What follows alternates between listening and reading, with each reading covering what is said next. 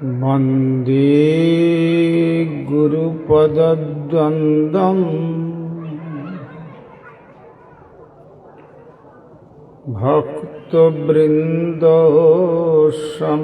भक्तवृन्दसमन्वितं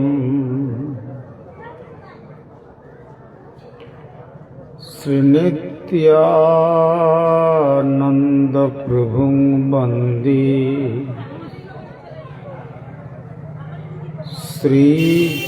श्रीचैतन्य सहोदितं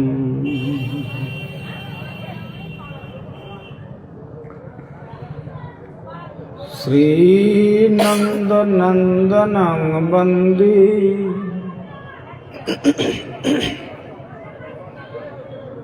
राधिके चरणद्वयम्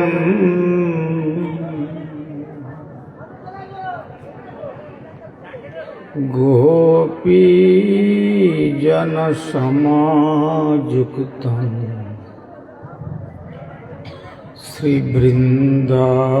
श्रीवृन्दावन मनोहरम्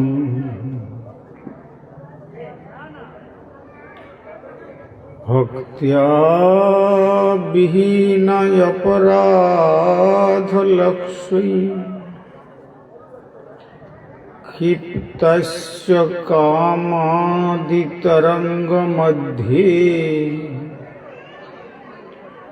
कृपामयि त्वां शरणं प्रपन्या वृन्दे नमस्ते श्रीचरणारविन्दम्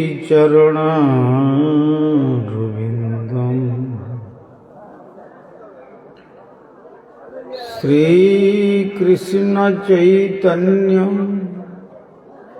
प्रभु नित्यानंद श्री अद्वैत गदाधर श्रीवासादि गौर भक्त वृंद हरे कृष्ण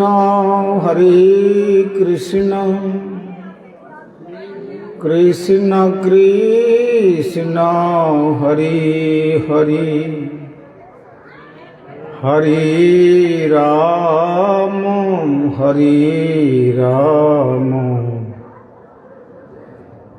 राम राम हरे हरे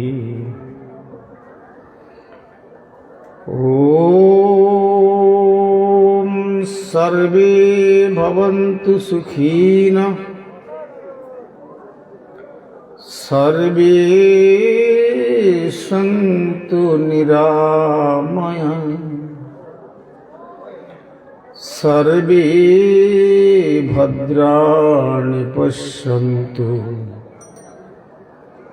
मा कश्चित् दुःखभाग् भवेत्। हरि ओम शांति ओम शांति ओम शांति।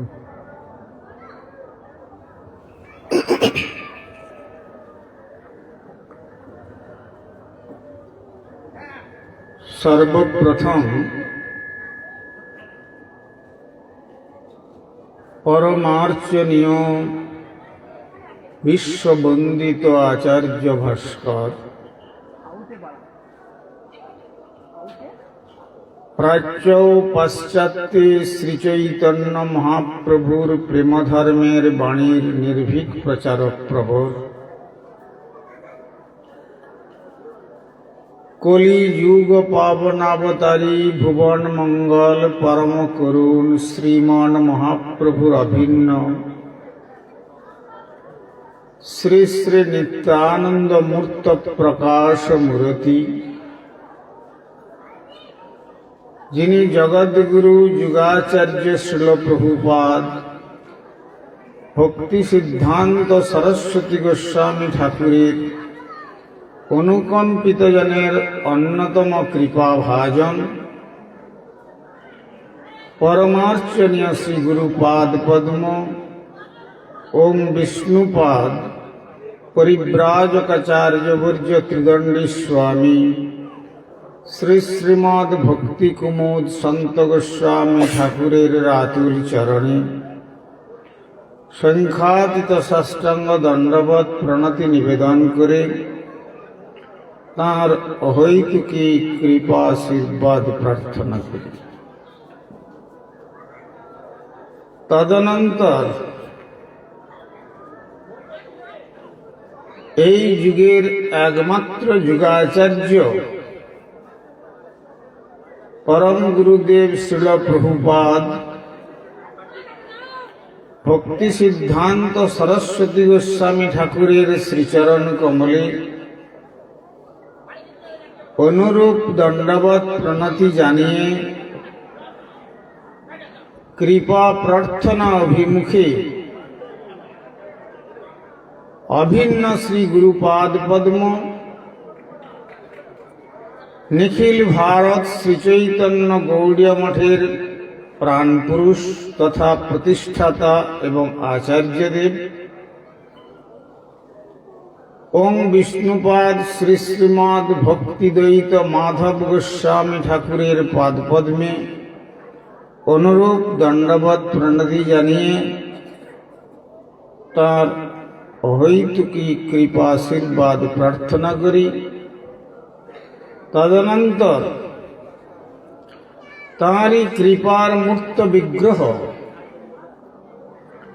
শ্রী নিখিল ভারত তথা প্রাচ্য পাশ্চাত্য প্রচারক প্রবর শ্রী গুরুপাদ পদ্মের অত্যন্ত স্নেহধন্য তথা গুরুবর্গগণের বিশেষ কৃপাধন্য শ্রী চৈতন্য মঠের শ্রী চৈতন্য গৌড়ীয় মঠের প্রাক্তন আচার্য শ্রীমৎ ভক্তিবল্লভ তীর্থ গোস্বামী ঠাকুরের পাদপদ্মে বন্দনা জানিয়ে কৃপা প্রার্থনা অভিমুখে সপার্ষদ যুগাচার্য শ্রীল প্রভুপাদের শ্রীচরণ কমলে পুনঃ পুনঃ সংখ্যাতীত দণ্ডবৎ প্রণতি নিবেদন পূর্বক অদ্যকার সভার বিশেষ করে মায়াপুর শ্রীচৈতন্য গৌড়ীয় মঠের এখন বর্তমান মঠরক্ষক আপনাদের সকলের সুপরিচিত যিনি এই ভক্তি কি নাম ছিল ভক্তি সাগর ও ভক্তি বৈভব নারায়ণ মহারাজ নামে যিনি আমাদের গৌড়ীয় জগতে পরিচিতি লাভ করেছেন, বিশেষ স্নেহধন্য তথা ভক্তবৃন্দ, উপস্থিত বৈষ্ণববৃন্দ ও মাতৃমণ্ডলী সকলকে প্রারম্ভে জানাই আমার হার্দিক সাদর যথাযোগ্য বৈষ্ণব অভিনন্দন। আজকে আপনাদের এতদ অঞ্চলে এই বীরশিবপুর গ্রামে শীতল প্রভু নামে, শীতল বাবু নামে বা শীতল ঘোষ নামে যে যার পরিচয়, তো দীক্ষা নাম স্মরণ করলে শচীনন্দন দাসাধিকারী প্রভুর আশ্রম প্রাঙ্গণে তাঁর এই একমাত্র পুত্র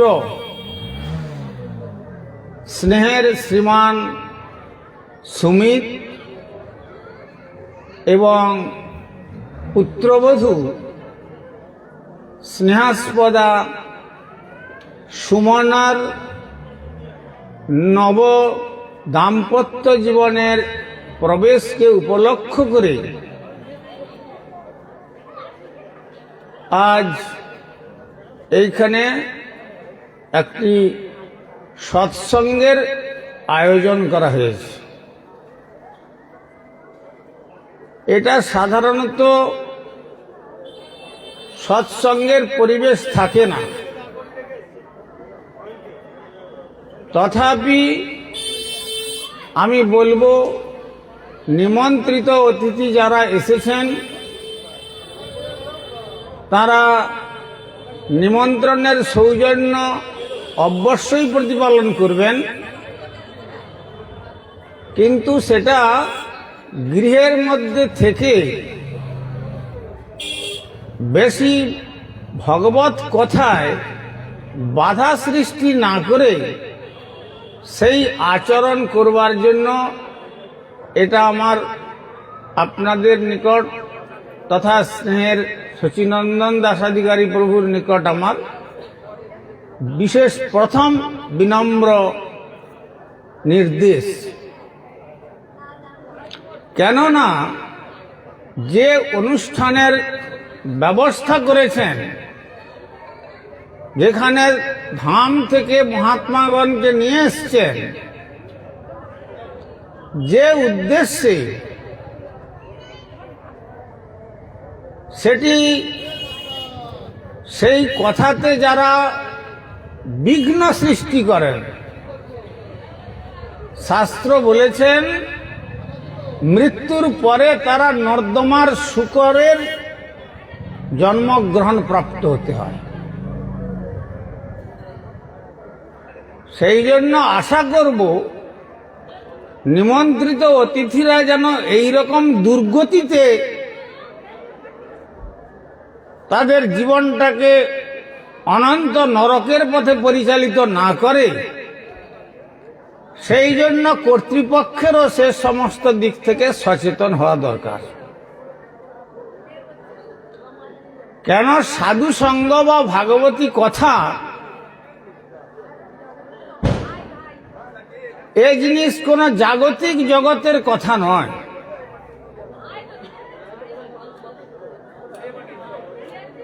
শ্রীমদ্ ভাগবত আলোচনা করলে আমরা দেখতে পাই শতকোটি ব্রজদেবীগণ মিলে বংশীবটে যখন রাস রচনা করছেন, মহারাস, কিন্তু কবিরাজ গোস্বামী চরণ তাঁর অমর লেখনী শ্রী চৈতন্য চরিতামৃতে বললেন সেটি একটি নির্জন স্থান। ভাবুন, শত কোটি ব্রজদেবীগণ আর সেখানে 100 কোটি কৃষ্ণ রূপ ধারণ করেছেন, তথাপি সে স্থানটিকে সুখদেব গোস্বামী চরণ নির্জন বলছেন। কারণ সেই রাসরূপী মহা উৎসবেতে কেবল শ্রী রাধা গোবিন্দের গুণমহিমা প্রতিধ্বনিত হচ্ছিল। যে কথার মাধ্যমে যিনি কথা বলছেন তিনিও উদ্ধার লাভ করেন, যিনি শুনছেন তিনিও উদ্ধার লাভ করেন, আর শ্রোতা বক্তার মাঝখানে যে অনন্ত কোটি কোটি প্রাণসত্তা বায়ুমণ্ডলে ভেসে বেড়াচ্ছে, তারাও পর্যন্ত উদ্ধার লাভ করে শ্রী গৌর গোবিন্দের পাদ পদ্ম গোলক বৃন্দাবন আমাদের আলটিমেট ডেস্টিনেশন, সেখানে পৌঁছে যায়। সুতরাং এই পথ বা ব্যবস্থাপনা করতে গিয়ে যদি সেখানে ছেলে খেলার মতো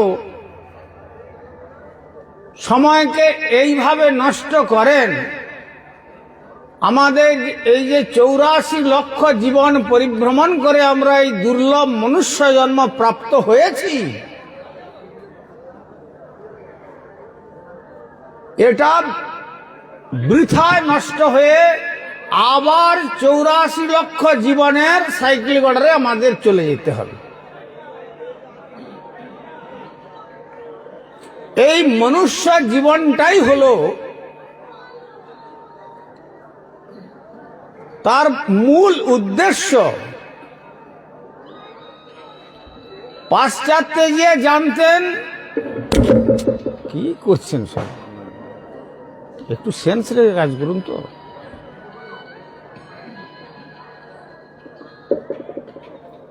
পাশ্চাত্যে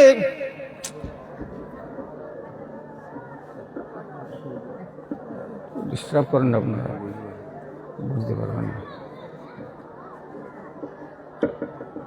পাশ্চাত্যের দার্শনিকরা তারা মনুষ্য জন্ম পেয়েছে, কিন্তু তারা মনুষ্য জন্ম হলেও তারা কাকে বলে বর্ণ, কাকে বলে আশ্রম, কাকে বলে পিতা, কাকে বলে মাতা, কাকে বলে ভগ্নী, কাকে বলে কন্যা, কাকে বলে পত্নী,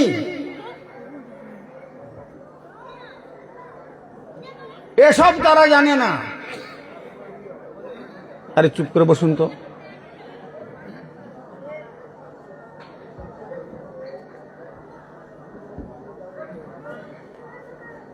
তারা জানে eat, drink and be merry, this is the human life.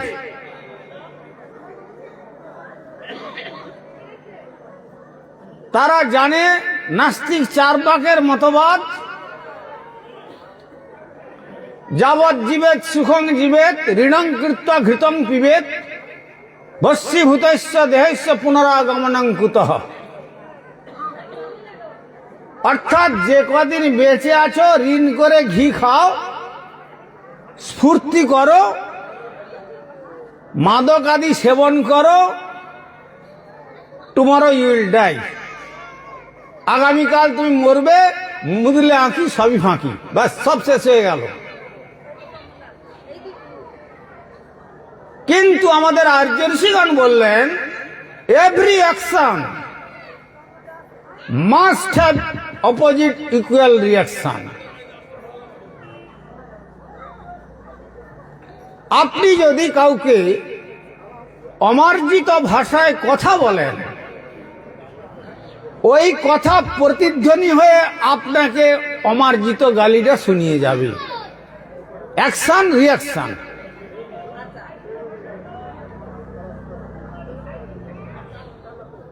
সেই জন্য ঋগ্বেদে বলেছেন, বাচং বদত ভদ্রয়া, কথা বলো, কিন্তু কথা বলতে গিয়ে এমন কথা বলো না যে কথাটা তোমার জিহ্বা থেকে ব্যক্ত করবার পূর্বে তোমার চিত্তটা বিষময় হয়ে গিয়েছিল, মলিন হয়ে গিয়েছিল,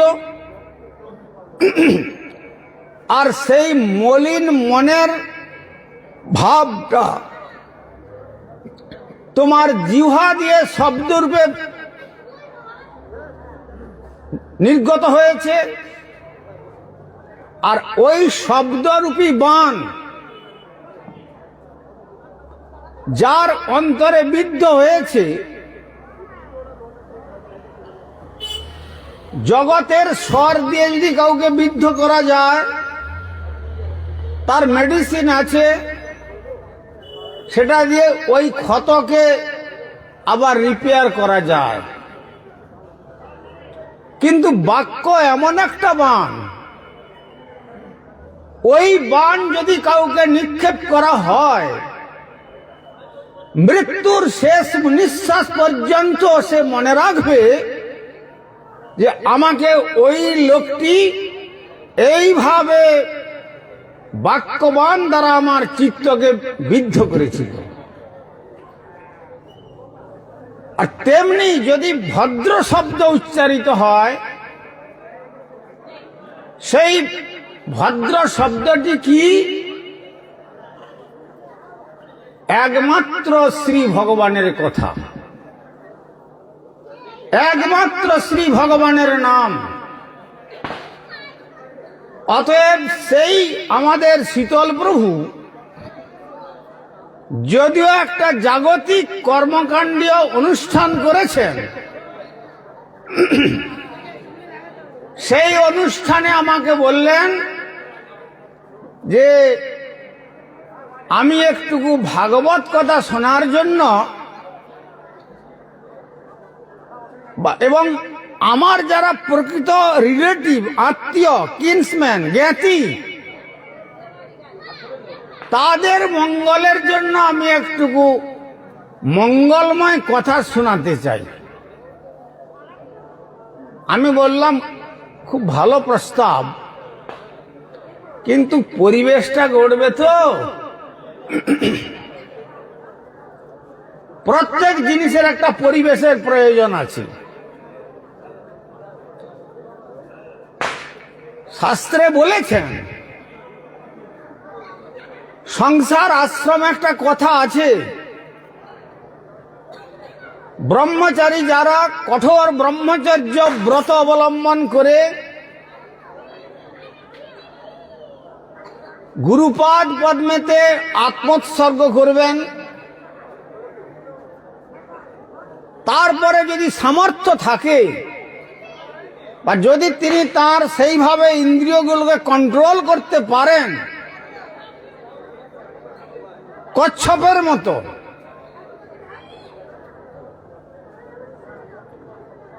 তারপরে তিনি দুটো আশ্রমকে ওভারটেক করে সন্ন্যাস ধর্ম গ্রহণ করতে পারেন। কিন্তু যারা কামনার ব্যালেন্সকে নিজেকে রাখতে পারছে না, এ বড় কঠিন। কেন? এটা এক জীবনের থেকে আসেনি, কিন্তু এটা শিক্ষা দেওয়ার জন্য কোন স্কুল, কলেজ, ইউনিভার্সিটিতে কোন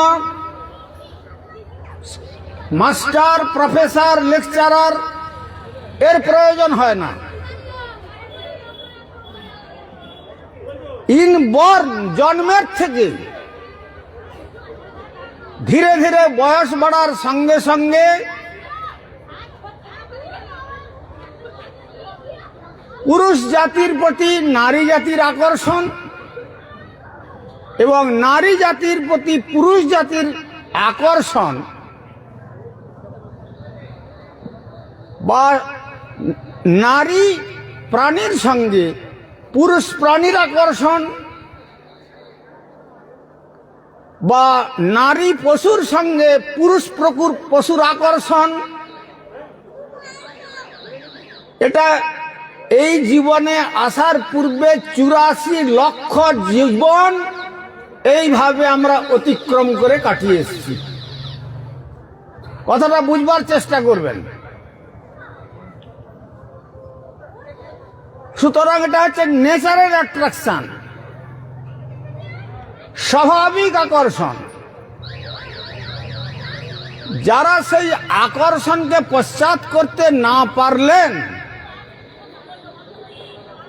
তাদের জন্য শাস্ত্র নির্দেশ দিলেন, তুমি ব্রহ্মচর্য আশ্রম থেকে গুরুপাদ পদ্মের কৃপা প্রার্থনা করে তুমি আবার গারস্থ আশ্রমে প্রত্যাবর্তন করো। কিন্তু যেমন ব্রহ্মচর্য আশ্রম তেমনি গারস্থ আশ্রম, আবার বানপ্রস্থ আশ্রম, তারপরে সন্ন্যাস আশ্রম। কিন্তু আশ্রম তাকেই বলা যায় যদি গৃহটা, এই গৃহের মালিক আমি নই, আমার নেম প্লেটটা থাকলো এখানে, আমার বাড়ি, তখন সেটা আর আশ্রমেতে পরিণত হলো না, তখন সেটা আমার সম্পদ হয়ে গেল, যদিও আমার নয়। আমি যখন ছেড়ে যাব এ জগৎ, এমনি কবিও বলেছেন, ওরে এ দেহ ছাড়িয়া যবে যাবি রে সংসার,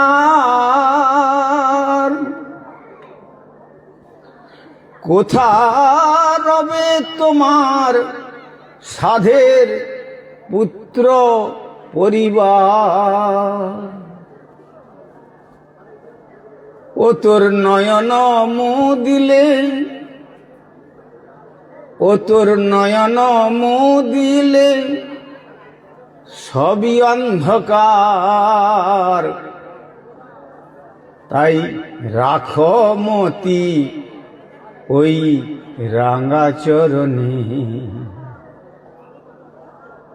ওরে হেলায় রতন হারায় না মন, শ্রী হরি হরি বলো এই বদনে। বলবো কখন বলবো? ও তোর শয়নে স্বপনে জাগরণে বলো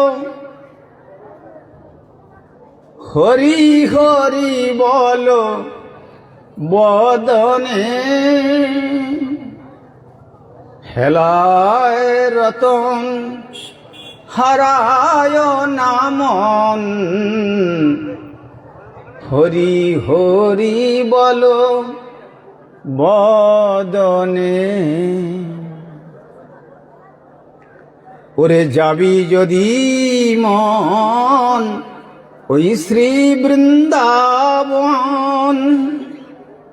ওরে যাবি যদি মন শ্রী বৃন্দাবন,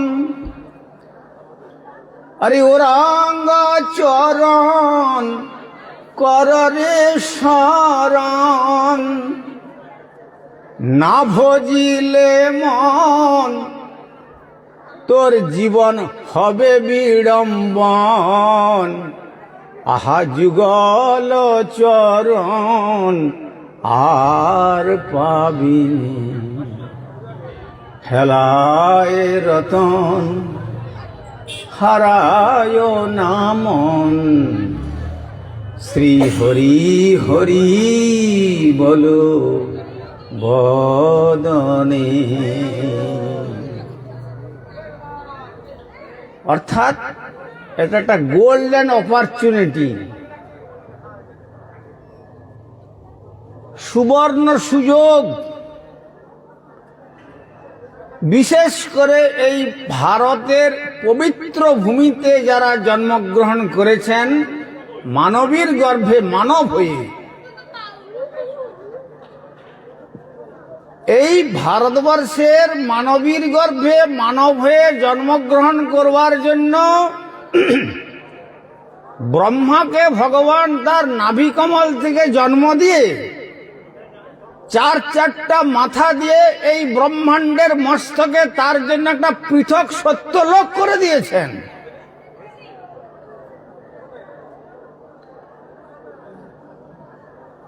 আর বাগদেবী শুদ্ধা সরস্বতী রূপী বেদ মন্ত্রোচ্চারণের দ্বারা ভগবানকে প্রসন্ন করতে চাচ্ছেন। পরমায়ু লাভ করেছেন কত?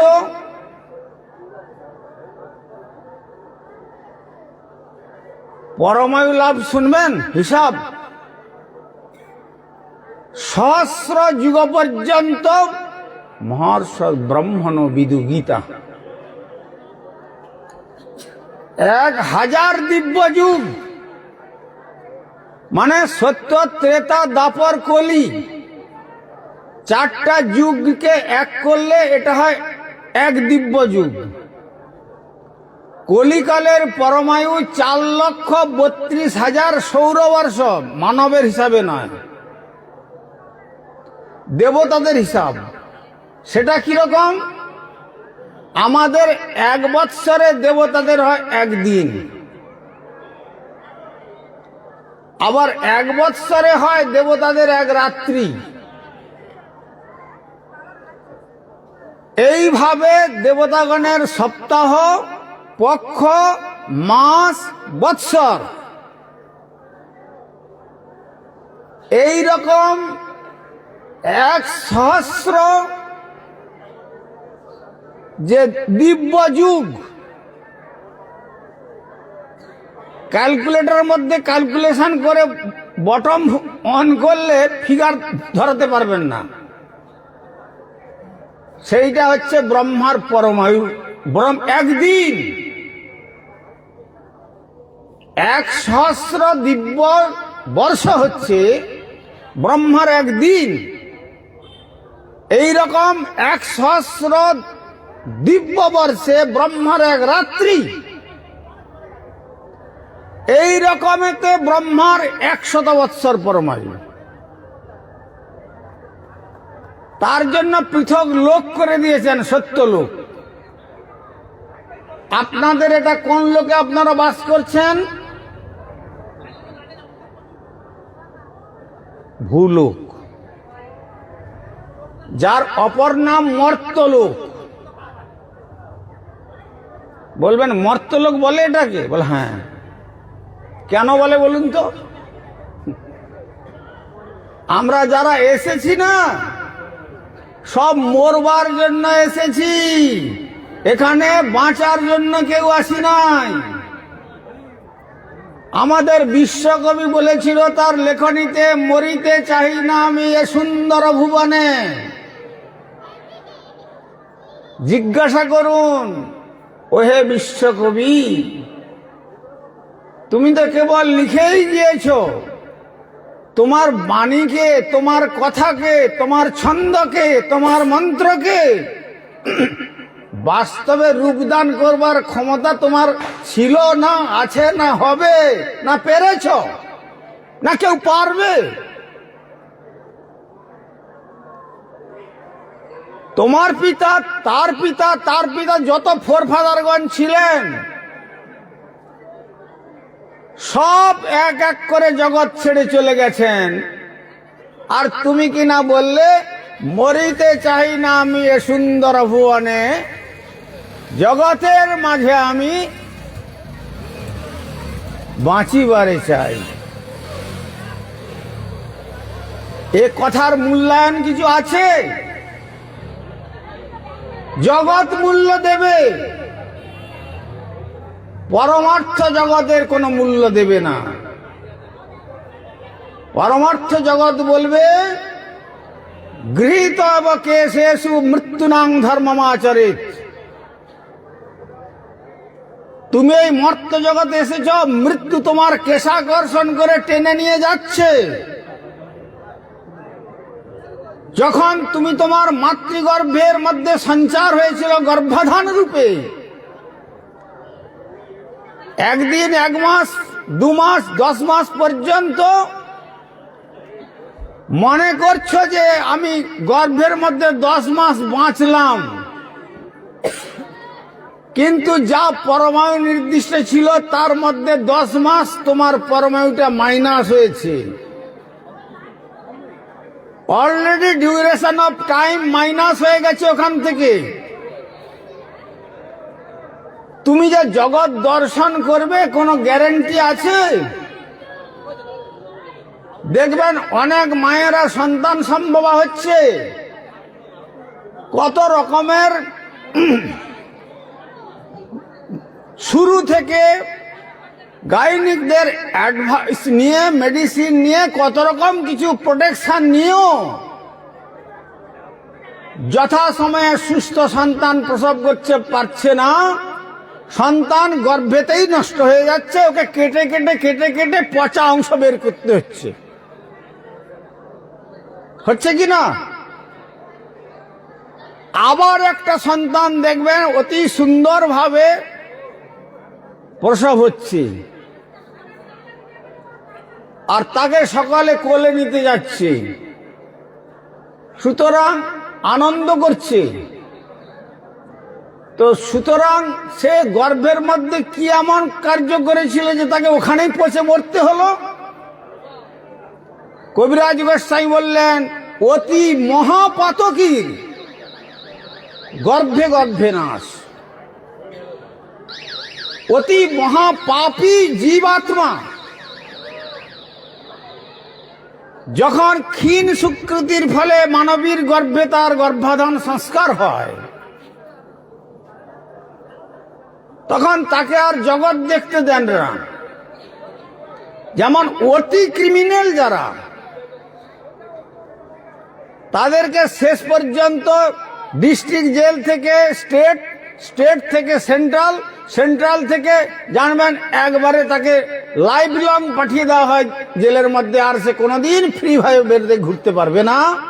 তেমনি অতি মহাপাপী জীবাত্মাকে শ্রী ভগবান এইভাবে গর্ভের মধ্যে দুঃখ দেন। মা মনে করছে যে সন্তানের যে জননী হবে, ছেলে আমার পেটের মধ্যে খুব সাড়া দিয়ে উঠছে, আনন্দে আছে, কিন্তু ভাগবত বর্ণন করছেন তা নয়। কিভাবে থাকে? আজকাল তো সব মেডিকেল সায়েন্স অ্যাডভান্স বেরিয়ে গেছে, আগে থেকে গিয়ে দেখে নিচ্ছে আল্ট্রাসোনোগ্রাফি করে কি আছে ছেলেটা, ছেলে না মেয়ে।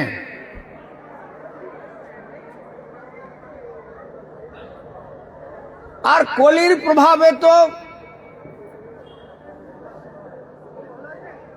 এমনই প্রভাব পড়েছে, এখন আইন পাস হয়ে গেল,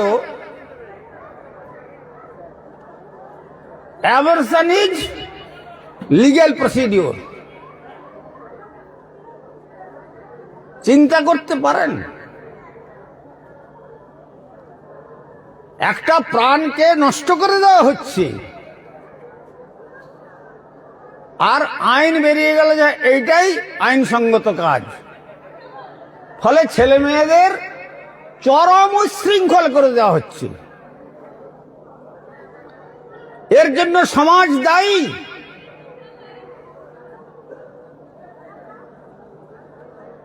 আইন প্রণয়নটা দায়ী।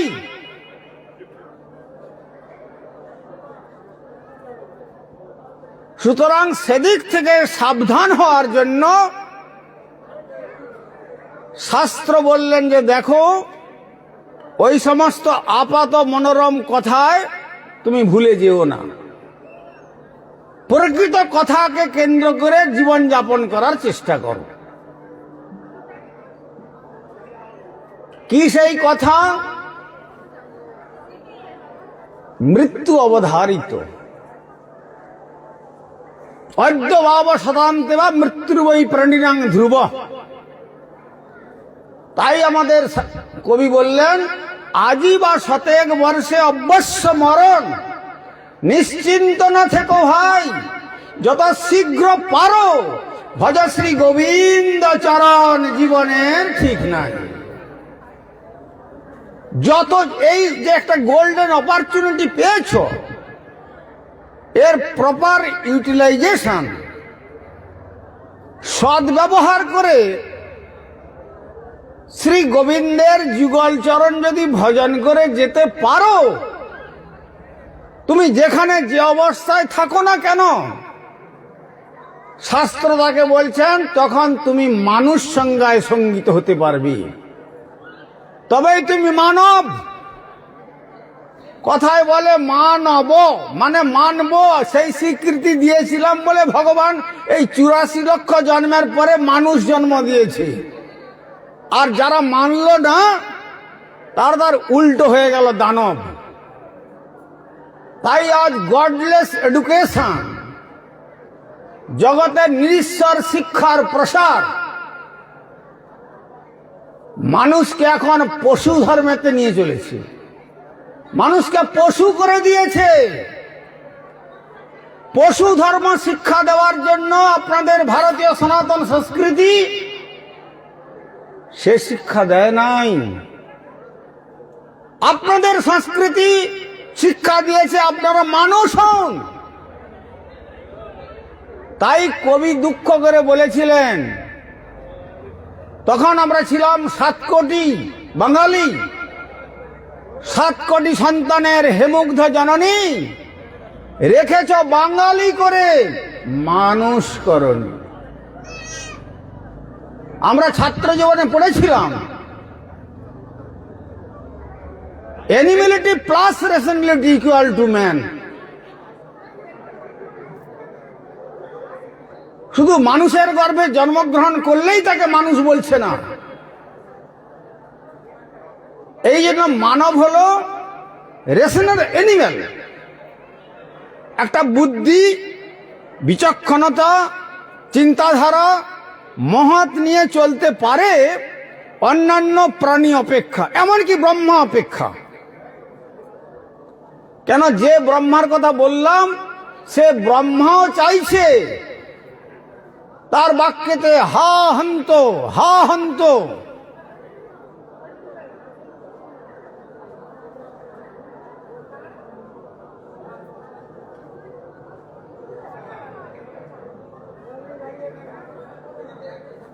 অহং নির্জন্মসি ভূত্বা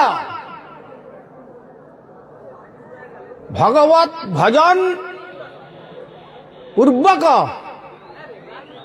সার্থক জন্ম করুন।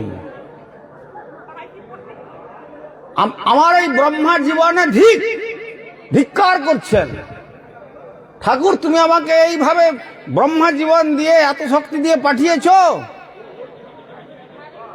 কদা নিজন্মস ভূত্বা কৃষ্ণ ভটন্তম, কবে ভারতবর্ষের বুকে, ভারতবর্ষের মাটিতে কোন ভারতীয় রমণীর গর্ভে সৎ সন্তান রূপে জন্মগ্রহণ করবার যদি সুযোগ তুমি আমাকে দিতে, এত দীর্ঘ পরমায়ু অপেক্ষা অল্প সময় পেলেও আমি শ্রী গৌর গোবিন্দের ভজন করে আমি এই সমস্ত ব্রহ্মাণ্ডকে অতিক্রম করে, বিরজাকে অতিক্রম করে, আর সেই মথুরা, অযোধ্যা, বৈকুণ্ঠ অতিক্রম করে গোলক বৃন্দাবনে শ্রী রাধা গোবিন্দের পাদ পদ্মে নিত্য জীবনে ফিরে যেতে পারতাম। ঠিক ঠিক আমার এই প্রকার ব্রাহ্মণ জীবন। ভাবুন, সেইটা হলো সেই মানব জনম। এত 84 লক্ষ জনম পরিভ্রমণ করে যদি আমরা আবার সেই 84 লক্ষ জীবনের eating, sleeping, mating and depending, বাস that is the human life, এই প্রপেনসিটি যাদের থাকলো তাদেরকে বলা হলো না তারা মানুষ।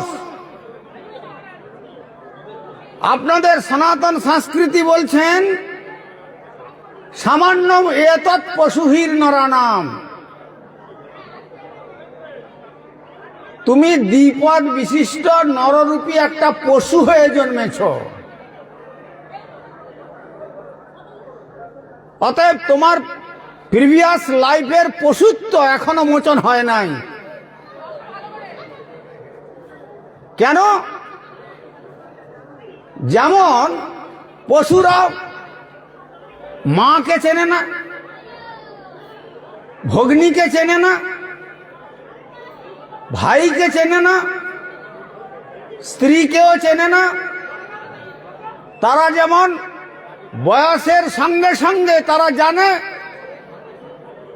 যে আমাদের ভোগ করে জীবন কাটিয়ে দিতে হবে।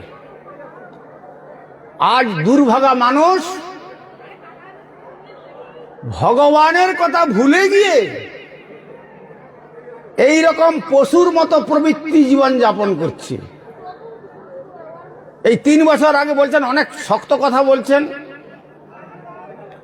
3 বছর আগে আনন্দবাজার পেপারে বেরিয়েছিল, যারা পেপার দেখেন জানবেন,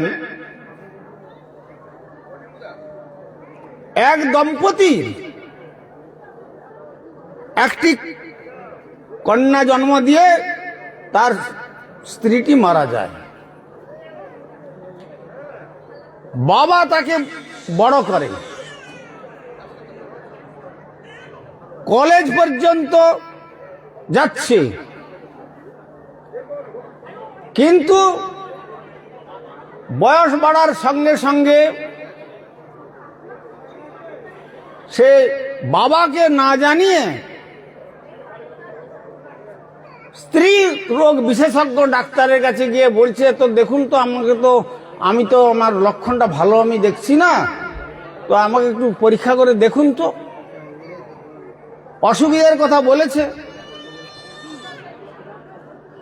তখন সে বলছে যে তুমি তো অন্তঃসত্ত্বা। তখন বলছেন যে আমি তো কোনো স্বপ্নেও কোনো ছেলেকে দেখি নাই, একবারে ধর্ম সাক্ষী করে আমি বলতে পারি। এটা কি করে সম্ভব হলো? ডাক্তার তার ইনকোয়ারি করলো, তোমাকে কে কি রন্ধন করে দেন, কে তোমার ঘরে থাকেন, কে কে আসেন না, বলে কেউ আসে না, শুধু আমার বাবা আর আমি থাকি। বাবার বেডরুম আলাদা, আমার বেডরুম আলাদা। কি খায় তোমার বাবা রান্না করে, তোমাকে কি খাওয়ায়? আপনার পেপারে পড়েছেন, আমি মনে করে দিচ্ছি, দেখুন মানুষ কত কত নিচে নামতে পারে। সব জিজ্ঞাসা করতে করতে শেষ পয়েন্টে বলেছে যে আমি যখন শুতে যাই তখন বাবা নিজেও 1 গ্লাস গরম দুধ আমাকে দেয় খেতে, আর বাবাও নিজে খায়।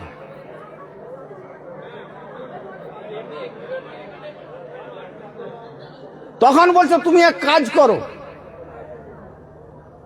তোমাকে যখন তোমার বাবা দুগ্ধ দেবে 1 গ্লাস আদর করে, তুমি একদিন ওই দুধটাকে খাবে বলে তুমি ওটা গোপন করবে, আর গোপন করে বাথরুমে গিয়ে ফেলে ওখানে ফ্লাশ ঢেলে আউট করে দেবে। ঠিক মাঝ রাত্রে দেখছে যে বাবা এসে অন্যরকম আচরণ করতে যাচ্ছে। তখন কন্যাটি বলে বসলো, বাবা তুমি এই কার্য করতে পারলে?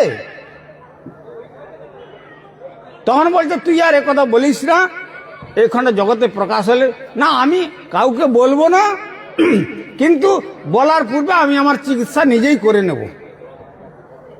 কি চিকিৎসা করলো? সেকেন্ডের মধ্যে গাড়ির পেট্রোল ছিল, পেট্রোল গোটা গায়ে ঢেলে বাথরুমে গিয়ে ছিটকানি দিয়ে আগুন দিয়ে নিজে সুইসাইড করলো, নোট লিখে দিয়ে। তার বাবাটা মনে হয় এখনো জেলে পড়ছে। একে বলে নররূপী পশু।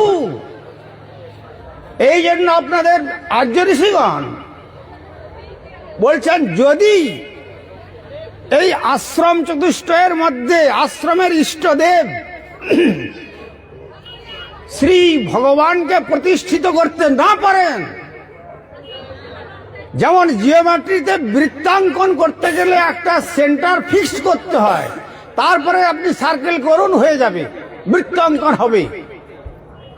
Without centre you can't circle, পারবে না, কিন্তু সব কেটে যাবে রেখা। তেমনি আমাদের আর্য ঋষিগণ বললেন, এই বাড়ির মালিক তুমি না হয়ে এই বাড়ির মালিককে ভগবানকে করে দাও, কৃষ্ণের বাড়ি করে দাও, কৃষ্ণের সংসার করো, ছাড়িও না চার, অচিরাত কৃষ্ণ তোমায় করিবেন উদ্ধার। অতএব সেই কৃষ্ণের সংসার যদি করতে পারেন, তাহলে আপনাকে বলা যাবে মানুষ minus God, result -0, whatever you may be number 1 hero of the world, but spiritually you are 0 number 1 animal of the world. তুমি এক নম্বরের পশু যদি শ্রী ভগবানের আরাধনা না করতে পারো। এখন আপনাদের অতি দুর্ভাগ্যের বিষয়, নেতারা বলতে চায় যে সনাতন ধর্মটাই হলো বঞ্চনাত্মক, ওটা কোনো ধর্মই নয়। আরে তুমি ধর্ম সম্বন্ধে কি জানো? একটা কনসেপশন দিচ্ছ, তোমার ব্লাইন্ড কনসেপশন। একটা পেঁচা যেমন দিবা অন্ধ, সে যদি বলে যে there is no sun existence in the sky, আকাশের মধ্যে সূর্যের কোন অস্তিত্ব বলে কোনো জিনিস নাই, সূর্য, এটা কি মেনে নিতে হবে? আর্য ঋষিগণ বলছেন যে হ্যাঁ, সূর্যের অস্তিত্ব আছে। তোমার মতো হাজার হাজার নররূপী পশু চিৎকার করে বললেও পশুরা নিদ্রিত হবে, কিন্তু যারা মানুষ তারা জাগ্রত হয়ে মহতের চরণাশ্রয় করে বদন ভরে নিতাই গৌর সুন্দরের পবিত্র নাম কীর্তন করতে করতে গোলক বৃন্দাবন ধাম যাত্রা করবে। That is the ultimate destination of all living entities in this cosmic manifestation. এই জগতের সমস্ত মানবের জীবের একটাই ডেস্টিনেশন। আমাদের গুরুবর্গ বলতেন back to God, back to own home.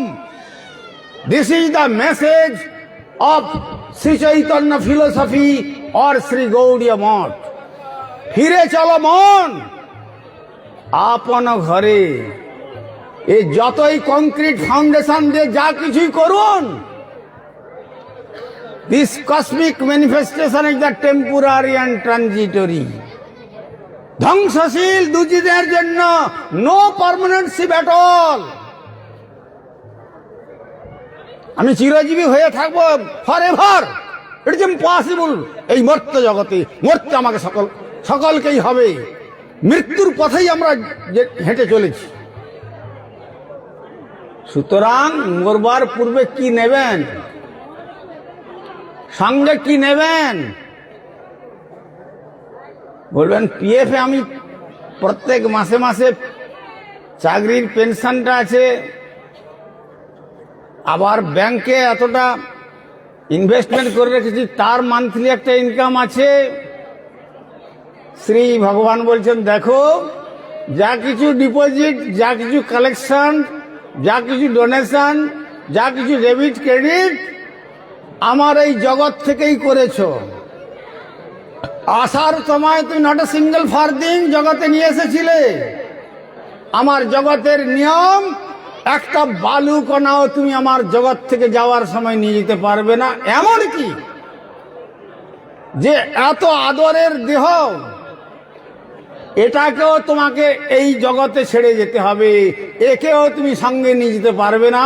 সুতরাং যদি কি নিয়ে যেতে পারবে, নিয়ে যাওয়ার মাত্র একটা সম্পদ, সেটা তোমার সঙ্গে যাবেন যিনি থাকার জন্য আমার জিহ্বারূপী যন্ত্র কথা বলছে, আপনাদের কানরূপী যন্ত্র শ্রবণ করছে, চোখরূপী যন্ত্র দেখছে, নাসারূপী যন্ত্র শ্বাস প্রশ্বাসের মধ্যে বাঁচিয়ে রেখেছে, জিহ্বারূপী যন্ত্র আস্বাদন করছে, আর হাতরূপী যন্ত্র কার্য করছে। পা আজ এই মহোৎসবে হেঁটে আসছে, আবার কখনো ধামে গিয়ে ধাম পরিক্রমা করছে মহৎ সঙ্গে।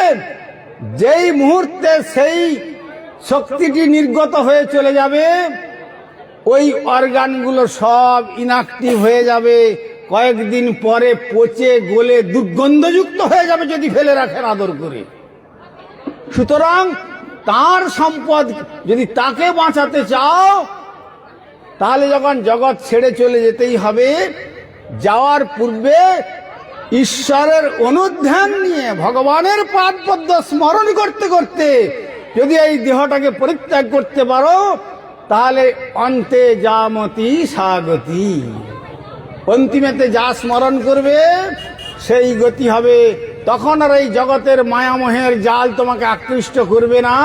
তখন মোহজাল থেকে চিরমুক্ত হয়ে গিয়ে শ্রী গৌর গোবিন্দের গোলক বৃন্দাবন ধাম যাত্রা করে তোমার এই দুর্লভ জীবনের মানব বা জনমের যে জন্ম মরণ চক্র, পুনরপি জননম পুনরপি মরণম পুনরপি জননী জঠরে শয়নম ইতি সংসারে স্ফুটতর দোষ কথমীয় ভাব তব সন্তোষ ভজ গোবিন্দং গোবিন্দং ভজ মূঢ়মতে।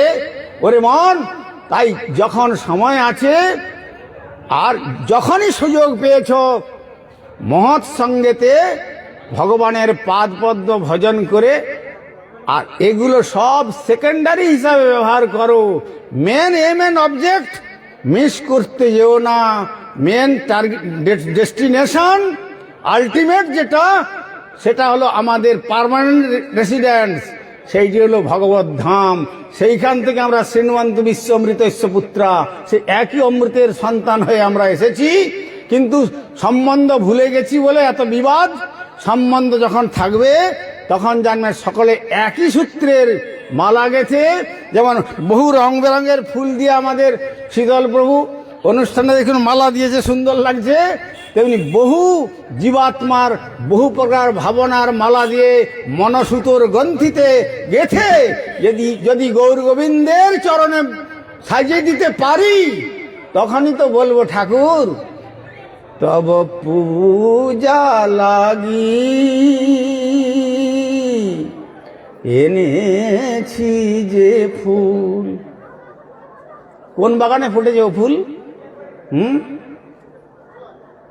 সে ফুল আমার ব্যথারি কমল, তব পূজা লাগি এনেছি যে ফুল। সে ফুল আমার ব্যথারি কমল, আমি সাজিয়ে দেব চরণ তোমার, দিয়ে আমার সেই শতদল। আমি সাজিয়ে দেব চরণ তোমার, দিয়ে আমার সেই শতদল।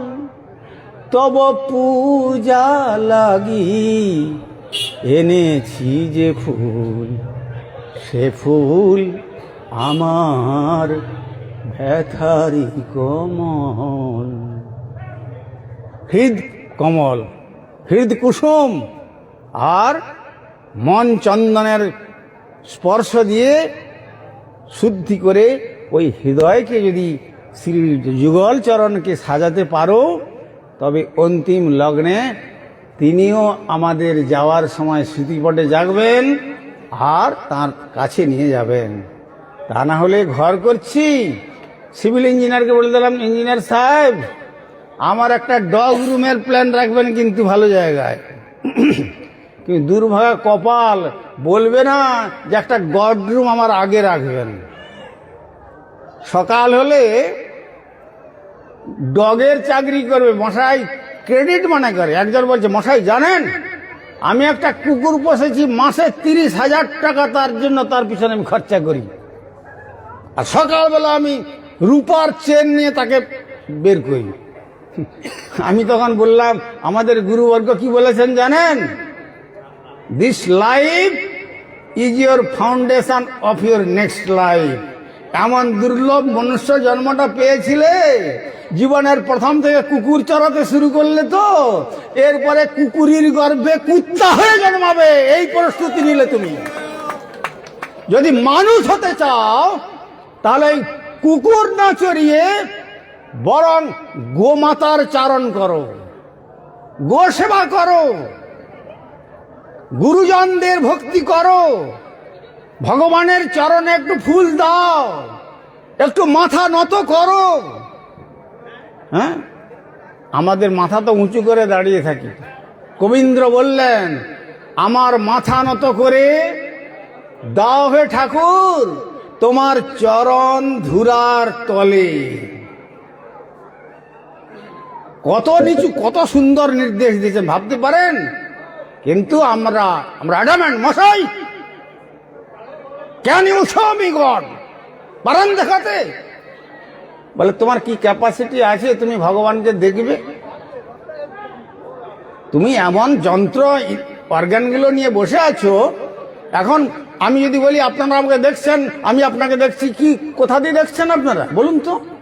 কি উত্তর আসবে? বলবেন চোখ দিয়ে দেখছি আপনাকে, তাই তো? তাই তো বলবেন। মেন সুইচ অফ করে দেন। আপনিও বসে আছেন, আমরাও বসে আছি, আমিও বসে আছি, আপনারাও বসে আছেন, দেখতে পাবেন।